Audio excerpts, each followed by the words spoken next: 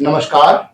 मैं हूं जसपाल सिंह। आप देख रहे हैं जागरूकता न्यूज। आज बड़ा सवाल है।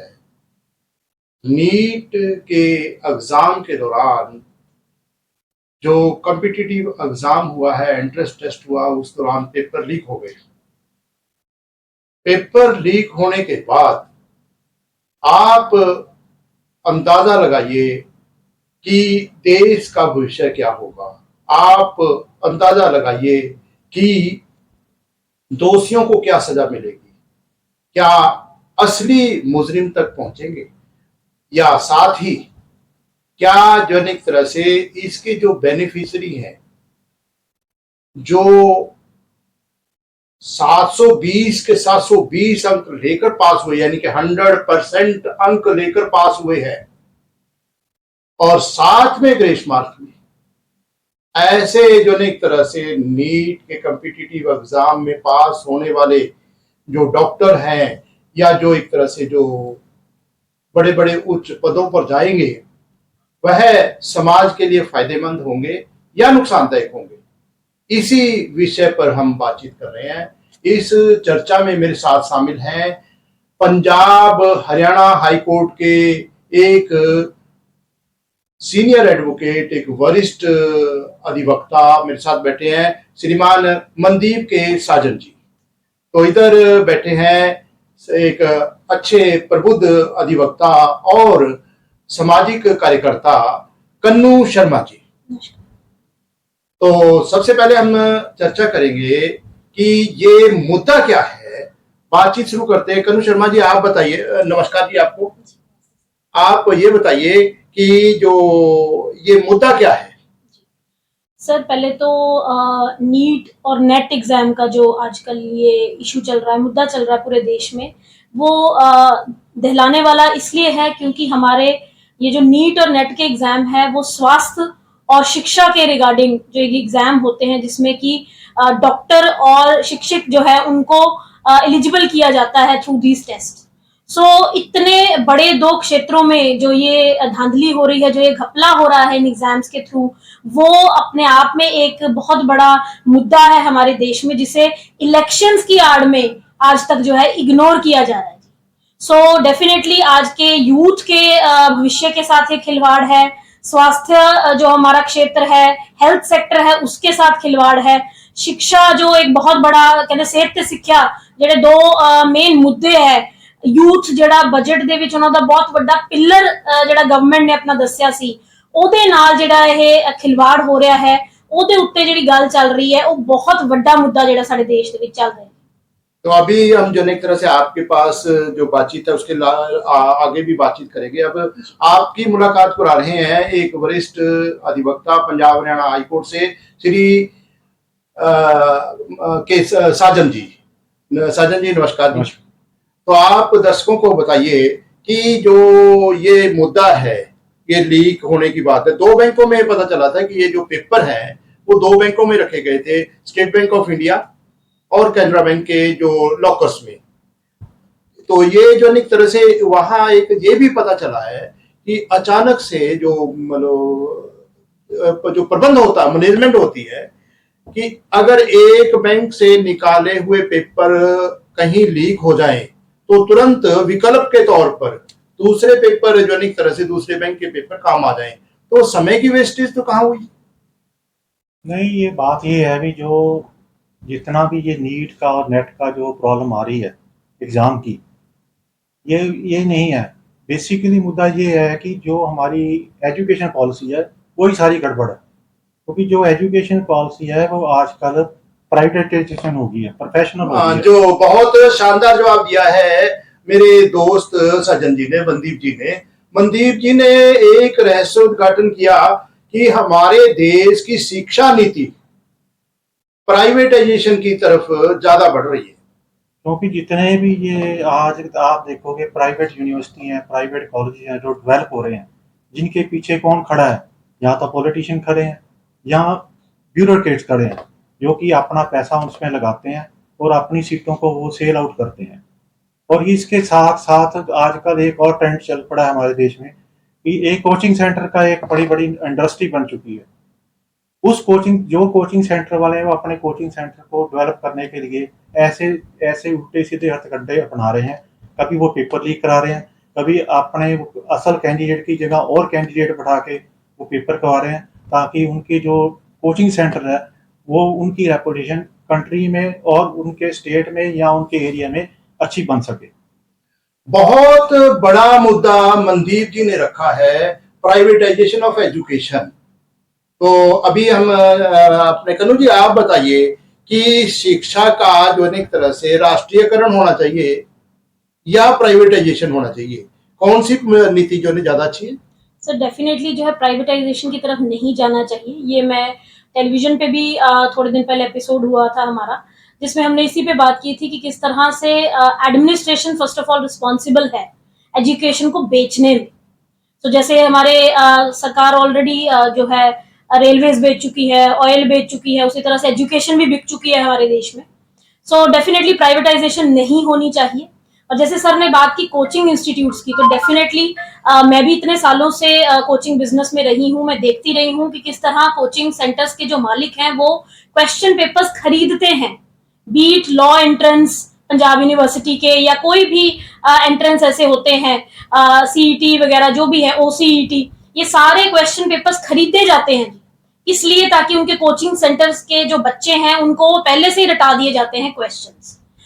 उसी तरह से उसी लाइन पे ये जो सारे एग्जाम्स कंडक्ट किए जाते हैं हमारे देश में, जिसमें इतनी सारी चेकिंग के तौर पे जो आई वॉश दिखाया जाता है कि जी अपनी ज्वेलरी उतारो, अपनी कृपान, जैसे लेटेस्ट राजस्थान में जुडिशरी एग्जामिनेशन में एक 6 स्टूडेंट को एंट्रेंस के लिए रोका गया ये कह के कि आप अपनी कृपान और कड़ा जो है रिमूव करके अंदर जाइए। इस तरह का जो आई वॉश हमारी गवर्नमेंट या गवर्नमेंट के सेंटर्स दिखाते हैं एग्जामिनेशन कंडक्ट करने से पहले, ये कुछ नहीं है, बस एक धांधली है कवर अप करने के लिए।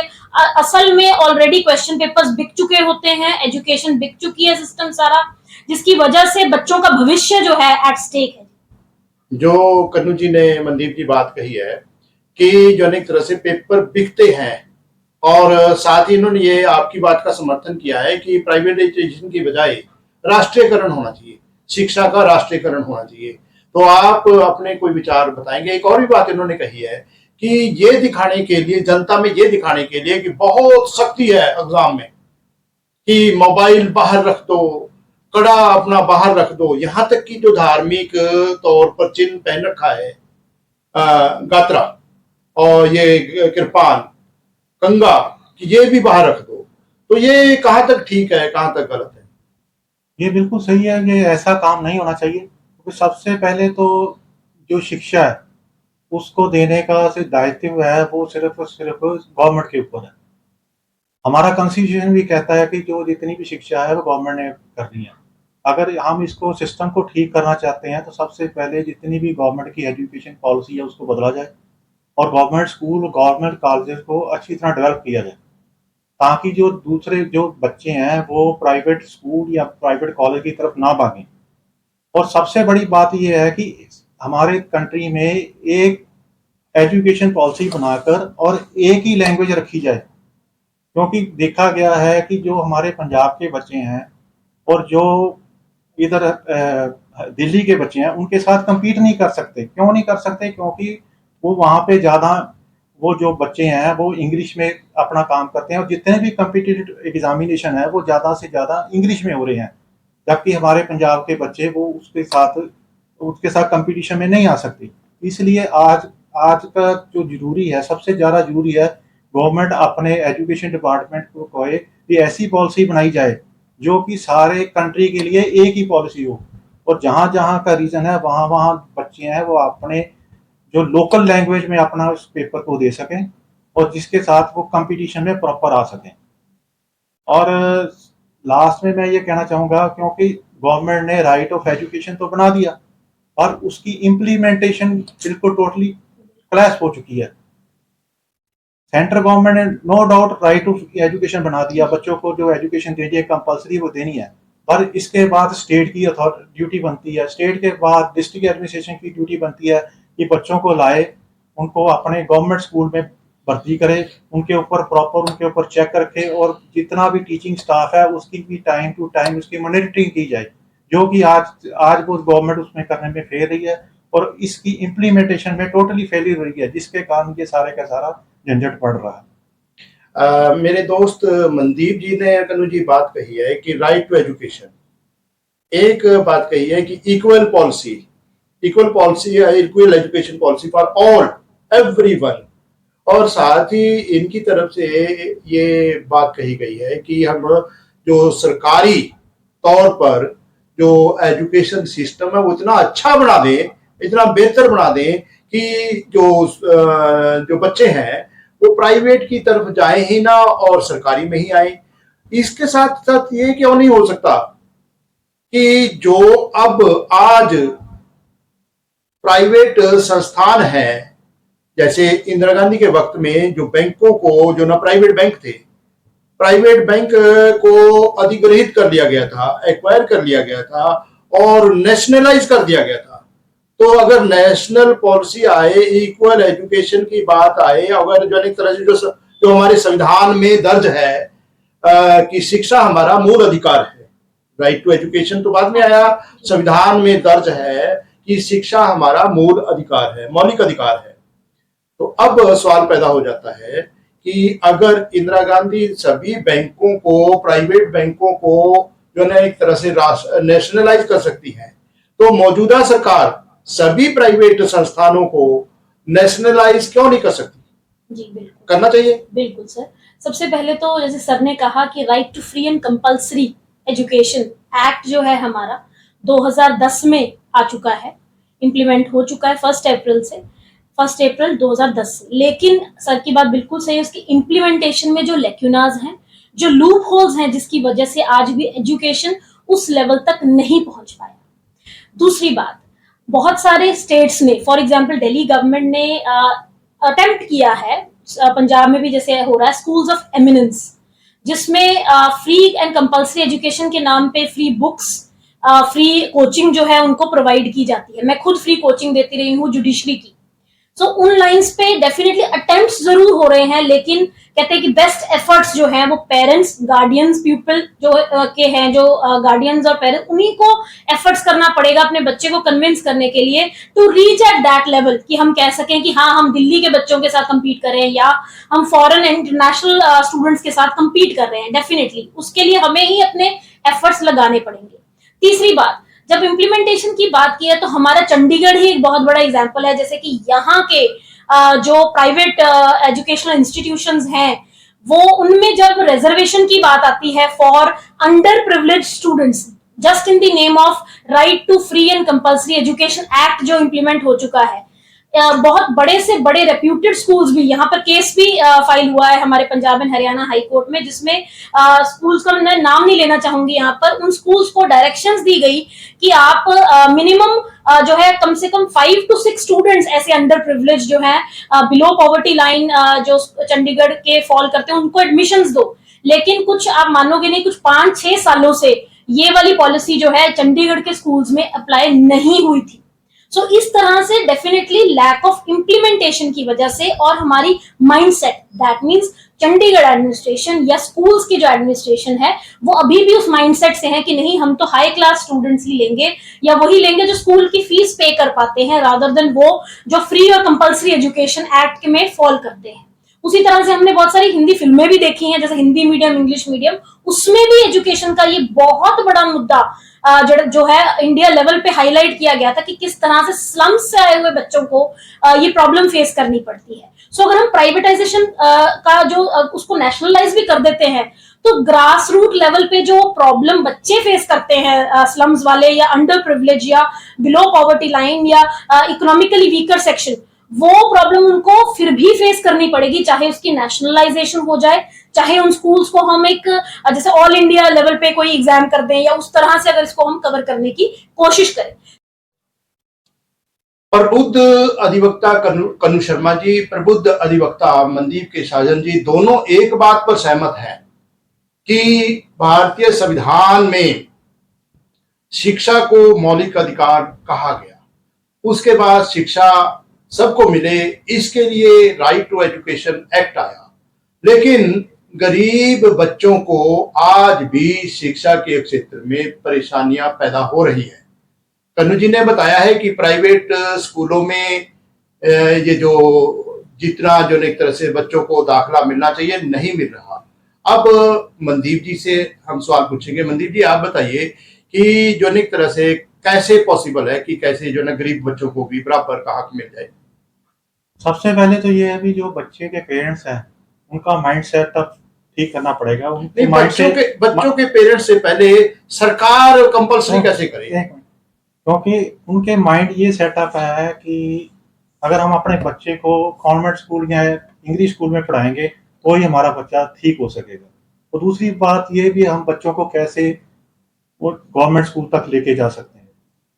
सबसे पहले गवर्नमेंट को अपनी पॉलिसी ठीक करनी पड़ेगी और जितने भी एजुकेशन डिपार्टमेंट की मॉनिटरिंग ठीक करनी पड़ेगी। वो जो टीचर हैं, नो डाउट भी जो गवर्नमेंट स्कूल या गवर्नमेंट कॉलेज में जो टीचर हैं वेल क्वालिफाइड टीचर होते हैं, पर वो अपनी ड्यूटी पूरी तरह से नहीं देते। उनका सिर्फ ध्यान अपना सिर्फ कोचिंग सेंटर में रहता है।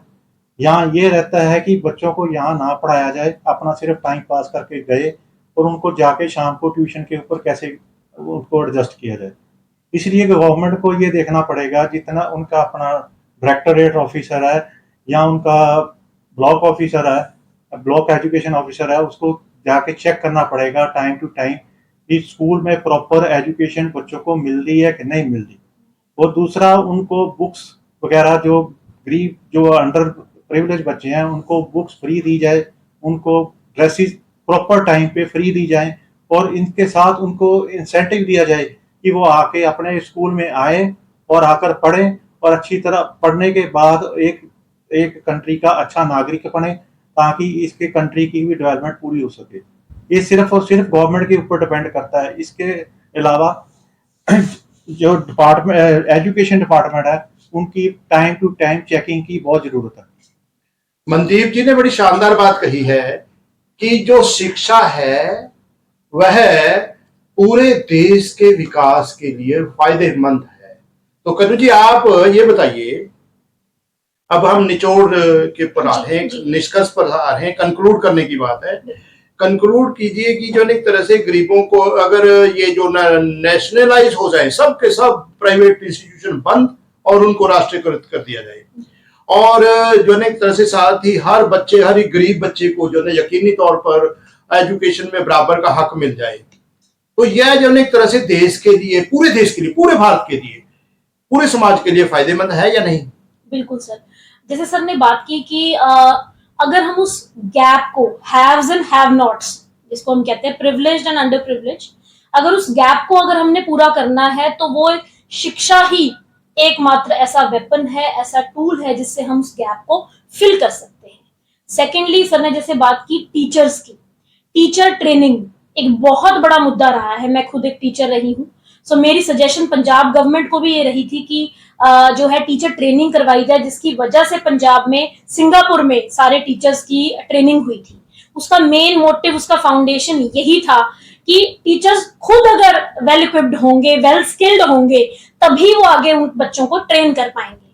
और उनका जो कहते हैं ओरिएंटेशन, बेसिकली उस पर ज्यादा फोकस किया गया था कि orientation lecture of all the teachers is very important, ताकि वो बच्चों के भविष्य के लिए और उनका वो जो गैप है उनके मन में जो है कि ये बच्चा फीस दे रहा है, ये बच्चा अंडर प्रिविलेज्ड है, वो जो गैप है उनके मन में वो कंप्लीट हो जाए और वो एडमिनिस्ट्रेशन और वो टीचर्स, प्रिंसिपल मिलकर, सरकार मिलकर उन बच्चों को शिक्षा दे सके और उस मुकाम तक पहुंचा सकें जो हमारे बाबा अंबेडकर जी ने सपना देखा था संविधान के थ्रू कि राइट टू एजुकेशन सबको मिलना चाहिए। शिक्षा जो है एक बहुत बड़ा टूल रहा है हमेशा से। एक भविष्य देखने का यूथ का हमारे कंट्री में, डेफिनेटली उसको हम इस तरह से पूरा कर सकते हैं।